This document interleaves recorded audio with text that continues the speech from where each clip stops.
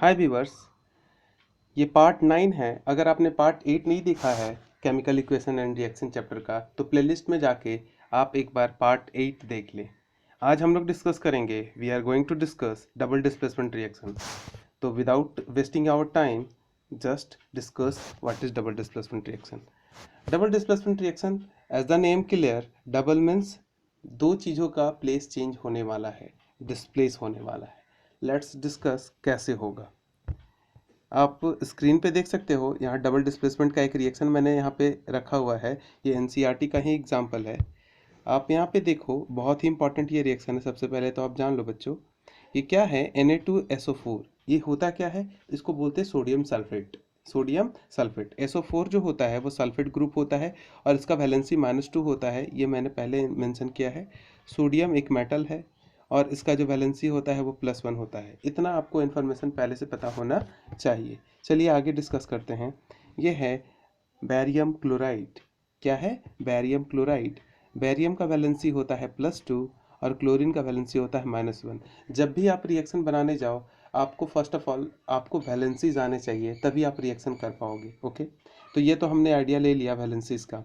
अब यहाँ पे डबल डिस्प्लेसमेंट कैसे होता है, आपको याद होगा, अगर X और Y कोई कंपाउंड है और साथ ही में हमने एक और ले लिया है A और B, दो अलग अलग कंपाउंड्स हैं, जब आपस में रिएक्शन करते हैं तो अगर A बहुत ज़्यादा पावरफुल मेटल है X से, सपोज कर लो, तो ये डिस्प्लेस कर देगा X का प्लेस और A जो है वो कंबाइन कर जाएगा Y के साथ और ये फॉर्म करेगा AY।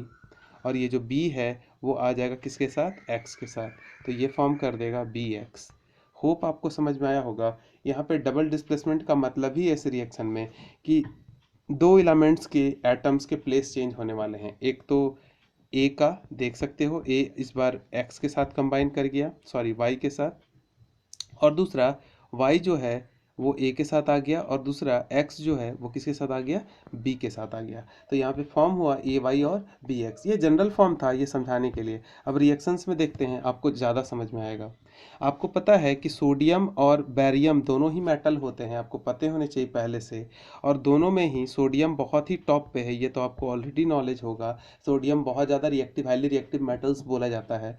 रिएक्टिविटी सीरीज मैंने बताया था लास्ट वीडियो में, आप देख सकते हो। तो सोडियम आपको हाईली रिएक्टिव है, बेरियम कमज़ोर हो गया यहाँ पे। तो बताओ, सोडियम जो होगा वो बेरियम का प्लेस ऑक्युपाई करेगा कि नहीं करेगा, बिल्कुल करेगा, जैसे कि डिस्प्लेसमेंट रिएक्शन में हो रहा था। As earlier we covered that. तो यहाँ पे होगा क्या कि सोडियम जो है वो बेरियम को किक आउट करेगा और बेरियम अकेले हो जाएगा। और इसके पास, जो बेरियम के पास क्लोरीन था, वो क्लोरीन अब सोडियम के पास आ जाएगा। तो होगा क्या, देखो ऐसे रिएक्शन होगा, सोडियम और क्लोरीन के बीच में रिएक्शन होंगे। तो कैसे रिएक्शन होते थे, आपको याद होगा, वैलेंसीज +1 होता है सोडियम का और क्लोरीन का वैलेंसी -1 होता है। आप एक बार वैलेंसी की देख लेना, आप क्रॉसिंग करोगे तो 1 + 1 1 1 है। 1 लिखने की आवश्यकता नहीं होती है, सिंपल NaCl फॉर्म होगा। आप यहाँ पे देख लो, सिंपल NaCl फॉर्म हुआ है। इसमें कोई भी एटम्स के नंबर लिखने की जरूरत नहीं होती है, क्योंकि सिंपल NaCl फॉर्म हो रहा है, क्योंकि दोनों के वैलेंसीज +1 और -1 है। होप ये क्लियर होगा। और ये साल्ट है, कॉमन साल्ट, आपको पता होना चाहिए, जो टेबल साल्ट आप बोलते हैं जिसको, वाइट साल्ट। ओके, यहाँ पे एक और कंपाउंड फॉर्म हुआ है BaSO4। ये कैसे फॉर्म हुआ है, इसको भी समझने की कोशिश करिए। BaSO4 कैसे बना है, आप देखो बच्चा, यहाँ पे Na और Cl का तो कॉम्बिनेशन आपने कर दिया, पर यहाँ पे आप ध्यान से देखोगे तो सल्फेट अभी भी बचा हुआ है और बेरियम बचा हुआ है। तो बेरियम भी एक मेटल है, आपको पता होना चाहिए, और इसका वैलेंसी +2 होता है। और सल्फेट एक नॉन मेटल कॉन्जुगेंट है, मैंने कॉन्जुगेंट बताया था।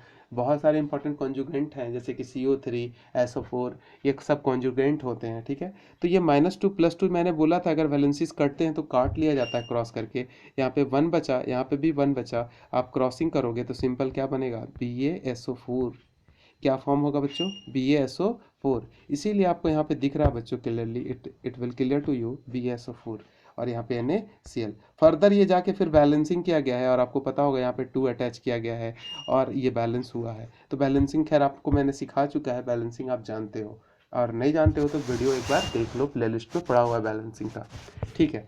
तो ये रहा एक सिंपल सा रिएक्शन, और मैं एक और एग्जांपल आप लोग के सामने लाऊंगा ताकि आप लोग को क्लियर हो और कॉन्सेप्ट। ये देख सकते हो, मैं एक और एग्जांपल लाया हूं बच्चों, ताकि आपको क्लियर हो, ये समझ में आए, ठीक है। समझ में आना भी तो चाहिए। इसीलिए मैं एक सिंपल सा रिएक्शन इसमें सॉल्व किया हुआ है आप लोगों के लिए लाया हूँ। ये रिएक्शन किसके बीच में है, किन के बीच में है, तो ये आप देख सकते हो। मैं इसको थोड़ा छोटा कर रहा हूँ ताकि आपको दिखे, ईजिली विजिबल हो। आप यहाँ पे देखो, यहाँ पे लिखा हुआ है AgNO3 और यहाँ पे लिखा हुआ है NaCl। इसका नाम क्या हो गया AgNO3 का? Ag जो होता है वो सिल्वर होता है और NO3 नाइट्रेट होता है, तो सिल्वर नाइट्रेट है। क्या नाम है? Silver nitrate. यहाँ पे नाइट्रेट फिर से एक कॉन्जुगेंट है, याद रखिएगा। और यहाँ पे NaCl है। NaCl क्या होता है? सोडियम क्लोराइड, कॉमन साल्ट, जिसको हम लोग खाते हैं, टेबल सॉल्ट भी जिसको बोलते हैं। इन दोनों के बीच में रिएक्शन होना है। लेट्स डिस्कस कैसे ये रिएक्शन होगा। होप आपको क्लियर होगा। यहाँ पे देख सकते हो, पहले तो आपको डिसाइड करना होता है डबल डिस्प्लेसमेंट हो या डिस्प्लेसमेंट रिएक्शन में कि कौन ज़्यादा मोर रिएक्टिव मेटल है। तो अभी आपको सिखाया था मैंने, सोडियम जो होता है बहुत ज़्यादा हाईली रिएक्टिव होता है, और जो सिल्वर होता है वो तो हमारे रिएक्टिविटी सीरीज में हमने डिस्कस किया था कि बहुत ही नीचे होता है रिएक्टिविटी सीरीज। आप अगर आपने नहीं देखा है तो एक बार देख लो। तो सोडियम ऑब्वियस बात है पावरफुल होगा, तो वो क्या करेगा, सोडियम सीधे जाएगा, अटैक करेगा किसको? सिल्वर के प्लेस को, और सिल्वर को आउट कर देगा। तो आप देख सकते हो ये सोडियम जा रहा है किसके पास? सिल्वर के पास, और सिल्वर यहाँ से हट जाएगा। ठीक है, याद रखना अच्छे से बच्चों। तो यहाँ पे जैसे ही सोडियम यहाँ जाएगा तो सोडियम के साथ बगल में कौन है? नाइट्रेट। तो नाइट्रेट जो होगा वो रिएक्शन करेगा किसके साथ? सोडियम के साथ, याद रखिएगा। तो देखो इसीलिए बच्चों, सोडियम जो है वो नाइट्रेट के साथ रिएक्शन करेगा, और जो सिल्वर है वो क्लोरीन के पास इस बार चल जाएगा। तो क्लोरीन चल गया किसके पास? सिल्वर किसके पास चल गया? क्लोरीन के पास।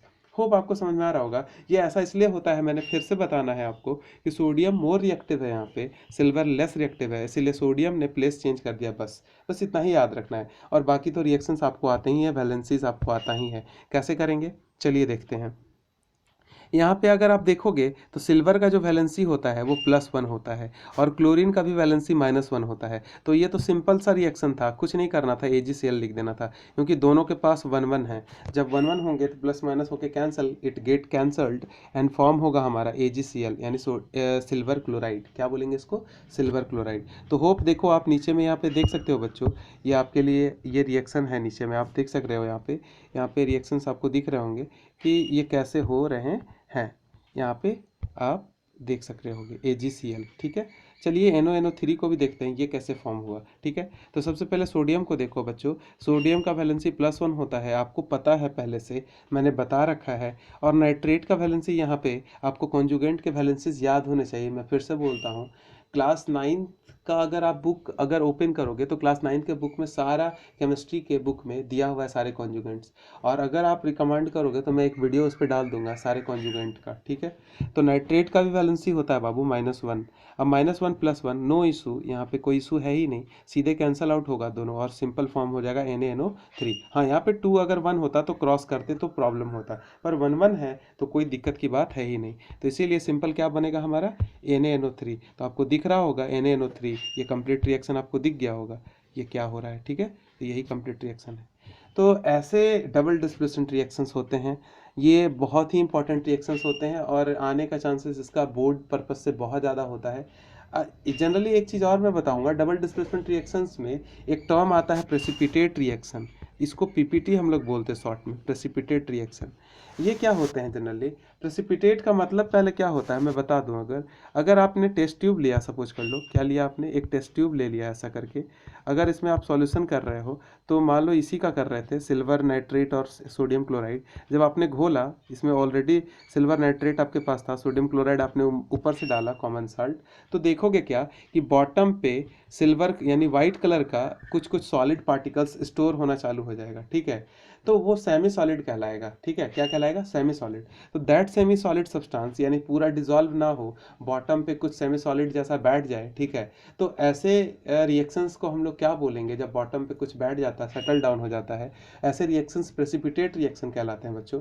तो double displacement reaction generally precipitate reactions देते हैं।